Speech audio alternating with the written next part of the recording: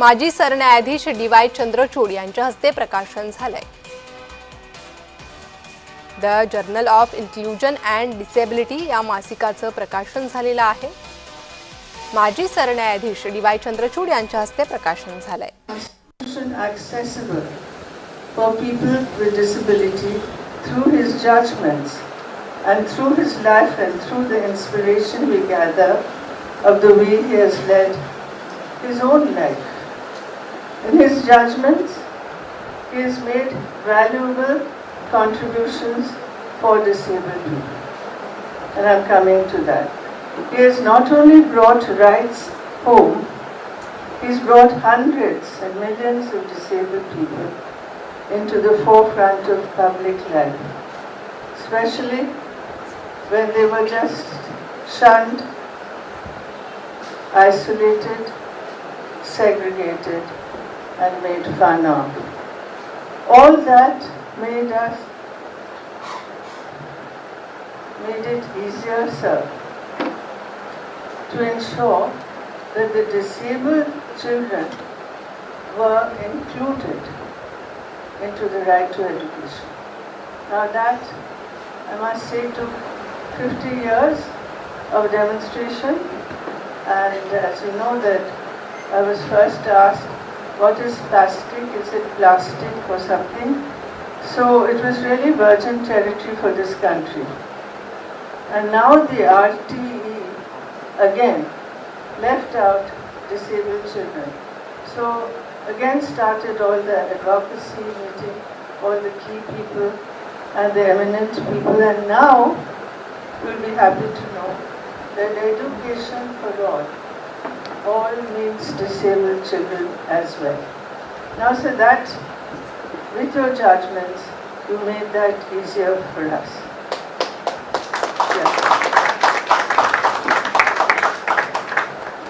Justice Chandrachud's impressive daughters, Priyanka and Mahi, who he and his wife Kalpana have adopted many years ago, are an epitome of the spirit that our organization ADAPT, which as you know is able, disabled, all people together, cherish in our hearts. So very few people I know go out really to adopt disabled children. So today there is no other person than Honorable Justice Chandrachud, former Chief Justice of India, to launch the first academic journal on inclusion in India and Asia. So thank you, sir, for being with us today. It is going to mean a great deal for the cause. I would like to also say that and welcome Honorable, I say honorable because Padma Bhushan, Dr. Farooq Upadhyay is here, Dr. Shamiran Nandi, Padma Shri is here, and all of us who helped to make this journey possible.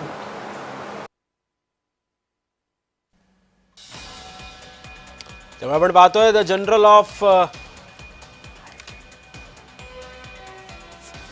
General of inclusion and disability हे पुस्तक जे आहे ते आता सध्या जे मासिक आहे त्याचं आता प्रकाशन झालेलं आहे। माजी सरन्यायाधीश DY चंद्रचूड यांच्या या नव्या मासिकाचं प्रकाशन आता पार पडलंय। But I should mention that it is the brainchild, or have I mentioned before, of Dr. Shamiran Nandi, and I please of course, and Dr. Farooq Upadhyay. I know they get a little cross with me, but I want to mention that Dr. Shamiran Nandi is one of India's most distinguished gastrointestinal surgeons, academic and medical editors. He's edited huge number of journals, and he's an undergrad from Cambridge, and Guy's Hospital in London is something he helped to set up. He's lectured in Cambridge, London, Harvard. And when he returned to Delhi's All India Institute and also now Gangaram, he's set up the Department of Gastrointestinal Surgery and Liver Transplant. He's written over 37 books and authored or co-authored 248 research reports. So he's indeed very erudite, hugely intellectual. Dr. Udvade is a legendary physician, teacher and author, and introduced modern intensive care medicine in India, trained generations of doctors and combined clinical excellence with humanism plus scholarship. Dr. Udvade is a renowned pulmonologist and consultant physician at Beach Candy, which he practically started. He was awarded a distinction in medicine at both the MBBS and MD examination. He was elected Fellow of the Royal College of Physicians, Edinburgh, at the age of 38 years, the youngest Indian ever to be so elected. There are several, over 50 publications in international and national journals, chiefly in respiratory medicine, tropical eosinophilia, tetanus, and critical care. But I think most of all, Farooq is also known for his humanism. And I think his book, Tabiat, brings that out very well, where he actually stresses the need to listen to the patient and set up empathy and a rapport, caring or administering medicine. Faith, he says, has a remarkable ability to heal. And if the patient has faith in the doctor, that's halfway over the operation.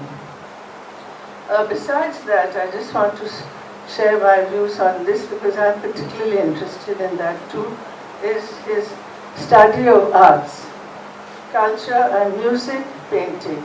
And I'm not sure if any of you have heard him actually on the guitar or sing. Tina always shies away from this, and I think you should one day make him do that, a concert. So you've got a multifaceted personality and with an absolute human touch. So that is why both of them are here. There are quite a few people here also, I must say, the parents and the volunteers, and eminent people on the editorial board of the journal. Many of them are very well known in England. Actually, one is someone called Sir Tom Shakespeare, who has had hydrocephalus, and he is also a descendant of William Shakespeare. But we have lots of very well-known doctors, and I can see them all here, very modest, and they have all produced very, very dynamic services. So they're very service-orientated, and it's always been in the poorest quarters of the country. That's Armida, I think, is here, and so is Pravina over here, Taral is here, and another person I shouldn't miss out, who's a fellow of Harvard, is Surajit. I'm not sure where he is, but Surajit Nandi has always been self-critical and critical of us, saying why research, who cares, how do you do it, and what is the outcome, who will read it. And I think he's sitting right at the back hiding. So just the last word about ADAPT. As you know that ADAPT has been the forerunner in changing attitudes towards disability and innovation in treatment. We've tried to teach that professionalism with care. Welcome, Mr. Ashish Shelar. I'm so pleased that you could come.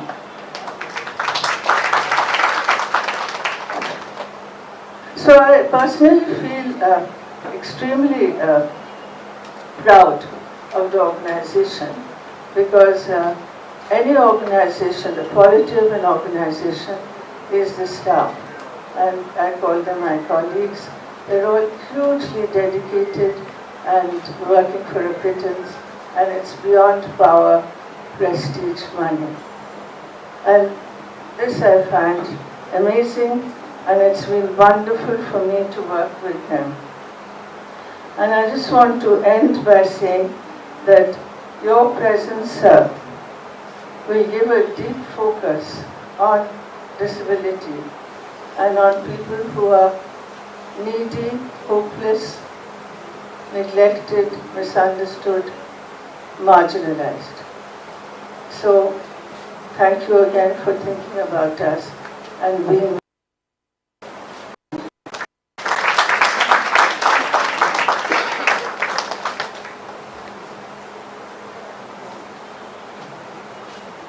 Thank you, Meetu, the architect of India's disability movement and above all, a mother. Thank you so much. I would now invite one of India's most distinguished physicians and thinkers, Dr. Farooq Udwadia. Legendary, of course, as we know him in Mumbai and India all over, known for his clinical brilliance and human approach. And of course, profound insights, not just in medicine, but literature and art too. Please join me in warmly welcoming Padma Bhushan, Dr. Farooq Udwadia.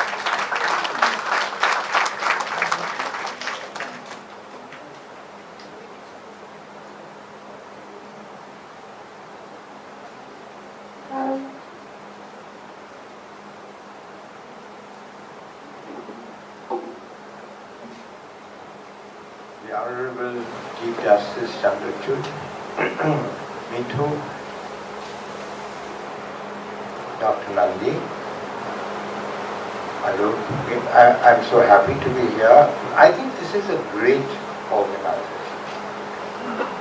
It is a unique organization because it looks after people who have not been looked after for years and years and years. Absolutely marginalized young boys and girls who have been born with a handicap, and because of that were just shoved aside and not allowed to join the mainstream of life. And this is what this organization is now. It's not just a physiotherapy and the therapy that is given and the individuals who have tried to teach them. Much more important than that, it is this organization which has allowed these children to join the mainstream of human existence, given them a chance to join the others and try and be as best as possible like the others. And for that you need education. I think the single most important thing in this world and for this country, I think, is education. And that is what the government should really do. And that is what Meetu Alu has actually done for these young, deprived children. For that reason alone, I think this institution, this adapt, as they call it, it's an apt word, adapt to the world, adapt to the normal existence of life, meet the challenges of life, do that, and you will therefore have a great, great benefit in the future years. I congratulate Meetu for what she has done, and I congratulate all the workers who have been with us, selfless people who have devoted their time and energy to make sure that this organization prospers and climbs from one step to the other so that it has reached what it is now and it will reach further out to what it has already done. Thank you.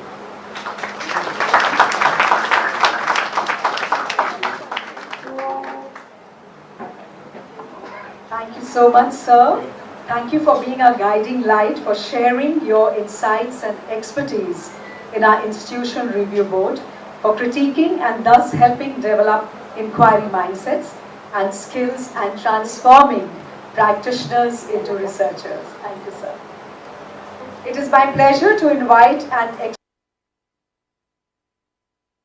Dr. Shivsena Nandi, a strong advocate for integrity and accountability in medicine.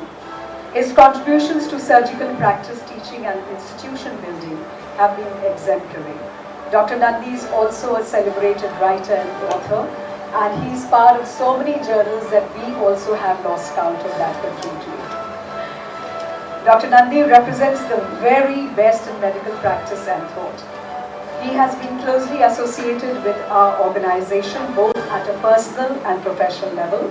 As President Institutional Review Board, he has driven research, provoked thought, steered reflections and deliberations, ensured protocols, and helped keep our research scientifically punctilious and ethically sound. He conceptualized this journal and made it a reality. Please welcome Dr. Shivsena Nandi.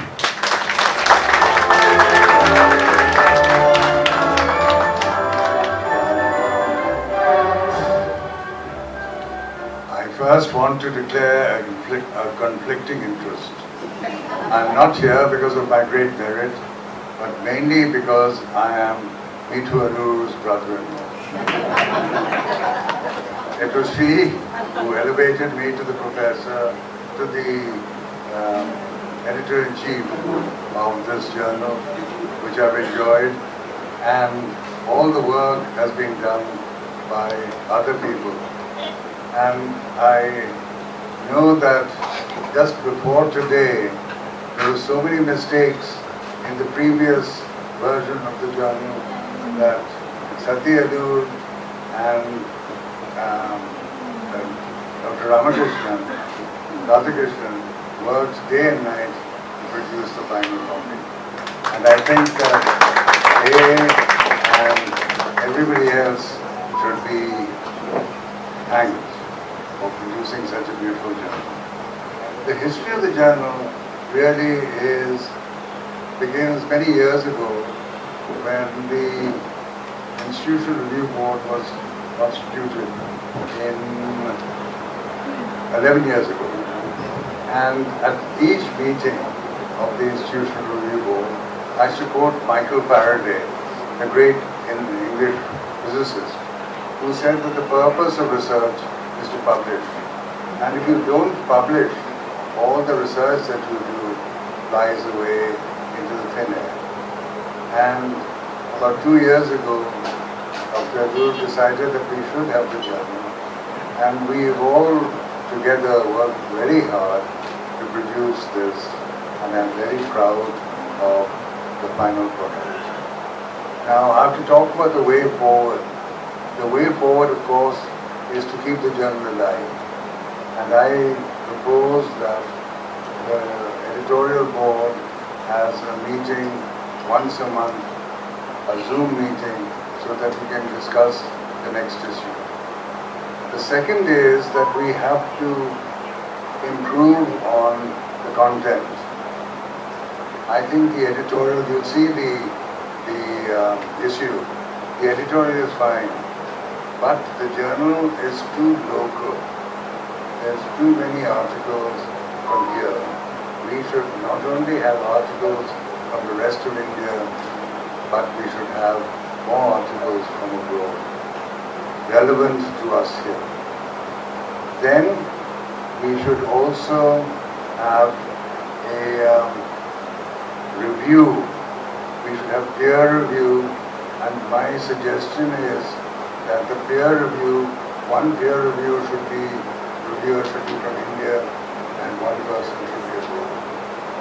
And we should have people judging their articles and correcting the articles, the PDF version, like all the great journals do. And I'm sure that by the time the next issue comes out in December, we'll have corrected many of these. My suggestion also is that a journal that comes out twice a year is not noticed as much as a journal which comes out quarterly or even bi-monthly. And we should try next year to produce the journal quarterly. And with that I must say, and I must thank everyone who worked on the journal, and especially Dr. Lu, who gave it inspiration. And finally, it's a great start to have Dr. Chandrachud, the Chief Justice of India, and my friend Dr. Varun Kudla, India. Thank you for having me.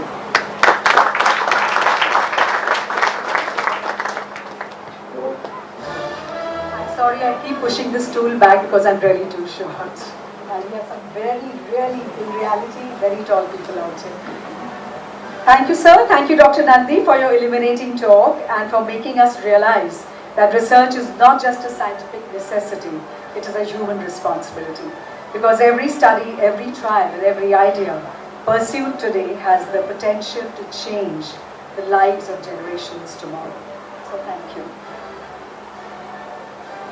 And now it is my privilege to introduce an eminent jurist and visionary leader of the Indian judiciary, Dr. Dhananjay Yashwant Chandrachud, former Chief Justice of India.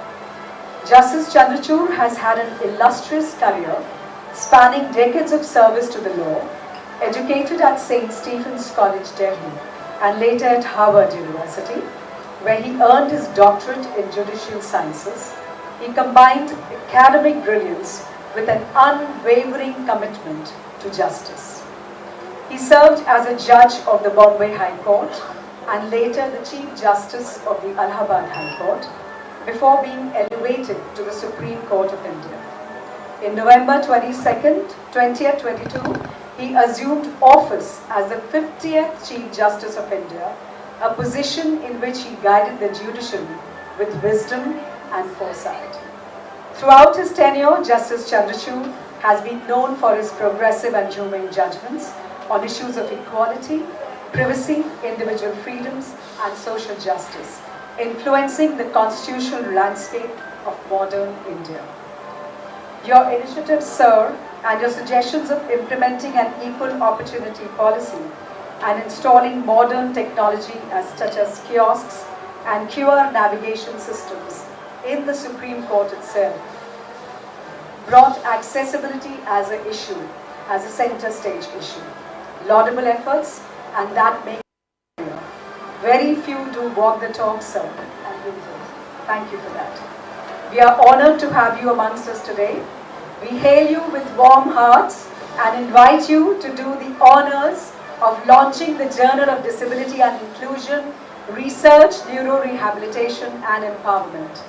I also would invite Dr. Udwadia, Dr. Nandi and Dr. Mitualur to participate in this glorious landmark moment. And yes, I would invite a very special guest, Minister Ashish Shelar, to please join us on stage to do the honors, sir.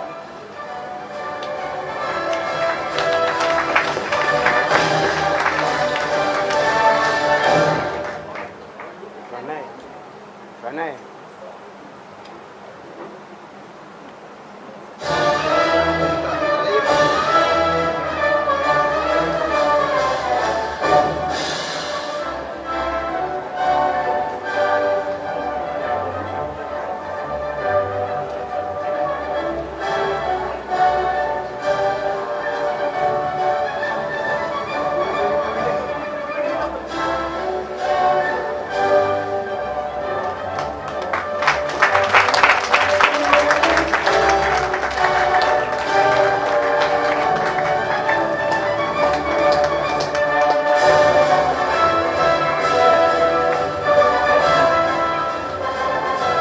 Can we hear a louder applause, please? This is a momentous, historic moment in the history of Adan.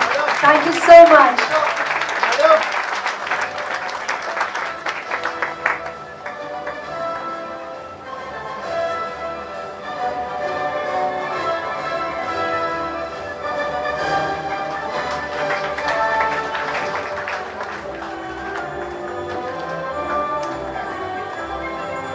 We would like the claps to go on.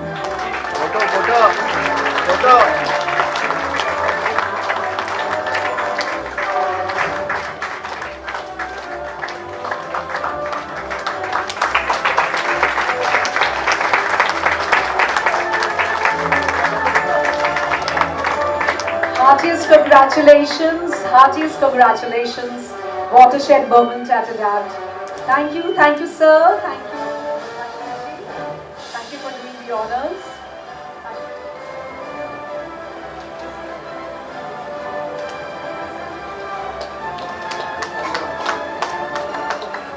Can we request that the dummy be wheeled out?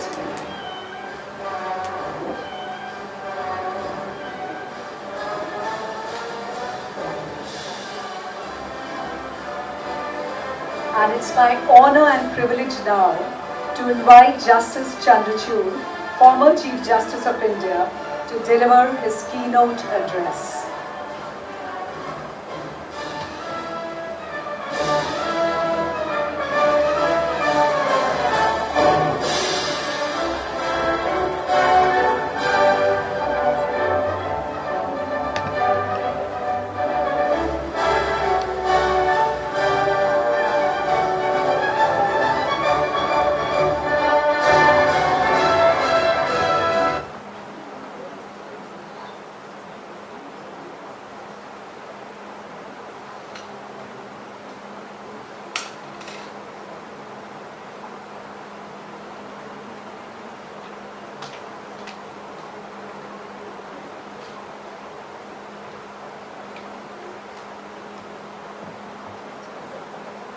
Dr. Mithu Alur,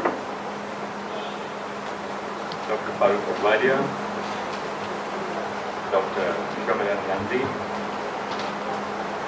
Dr. Shivsena, very distinguished doctors who are present here, both from India and overseas, everyone associated with ADAPT, whose hearts have brought them together this morning, and all the guests present here.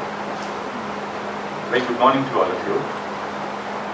The launch of ADAPT's first journal, the Journal of Inclusion and Disability, finds a deep resonance in all our hearts, which is why we are here. My gratitude to Dr. Nandi, the editor-in-chief, who is pioneering work as a surgeon at Gangaram Hospital in Delhi and mentorship of generations of doctors have shaped the character and identity of the medical profession.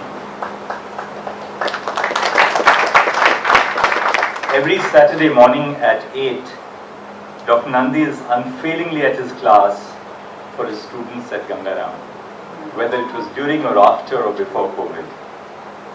To Dr. Farooq Adwadia, whose wisdom finds reflection in his writings,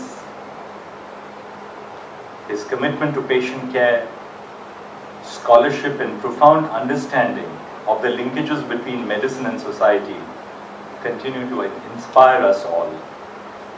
And to Dr. Mithu Alur, the founder and guiding light of ADAPT, whose vision of inclusion has touched thousands of families. To be in your company this morning is both humbling and energizing. Each of you represents not just excellence in your fields of endeavor, but above all the moral courage to take up causes when no one thought of them. The courage to reimagine the transformative potential of science when combined with care, inclusion, and human dignity. The edifice of our Constitution rests safely on three pillars: liberty, equality, and fraternity, each of which has an inseparable connect with human dignity. These are not just phrases frozen on constitutional parchment. They are the architecture of a living, vibrant republic. Today, as we gather around yet another milestone in the social existence of ADAPT, we witness much more than the birth of a publication. This is a turning point in India's long road towards inclusiveness, as it links contemporary advances in medicine with our vision for a just and inclusive existence. The journal is founded on the belief that objectivity, analysis, and reason constitute the fundamentals of science. But this launch is a part of a broader narrative in which law, policy, science, and the lived voices of persons with disabilities move forward together in the realization that together our voices are critical to reimagine the society we wish for us and for the future to inhabit. Malini Chib's autobiography titled One Little Finger originates within the ADAPT family. She writes poignantly about communication and agency in places where voices have long been silenced. Through the use of a single typing finger, she reclaims her narrative and shatters the barriers, not of cerebral palsy alone, but barriers imposed by society. Her work reminds us that inclusion is not theory, but a lived reclamation of voice. As Neil Marcus, a prominent figure in the disability rights movement, said, "Disability is an ingenious way to live. Allow that ingenuity to influence how we draft policies, create structures, and design schools and cities." Standing here at the intersection of the potential and the possible, I feel a deep personal resonance. Kalpana and I are parents to two wonderful girls, Priyanka and Mahi, born in a remote village in Uttarakhand, who came into our lives during my tenure as the Chief Justice of the Allahabad High Court. They live with a rare neuromuscular condition called Nemeline myopathy, which challenges them in simple everyday tasks that so many of us take for granted. We struggle, as so many families do, to find medical professionals who knew something about this. Find a school whose computer and science labs provide physical access to these children who are blessed with a searching social conscience, and a home in Delhi that could be accessed on their wheelchairs. Every public space reflects the same inaccessibility. Our lives had to be built around their needs. Accessibility for everyone must become the default for every space. I remember how during the intrusive and difficult diagnostic process for my elder daughter in the PGI in Lucknow, which involved the taking of a sample of tissue with no anesthesia, she cried as she said, "I do not want my sister to go through this." That moment stayed with us. What we could not bear was the pain our little girl was enduring.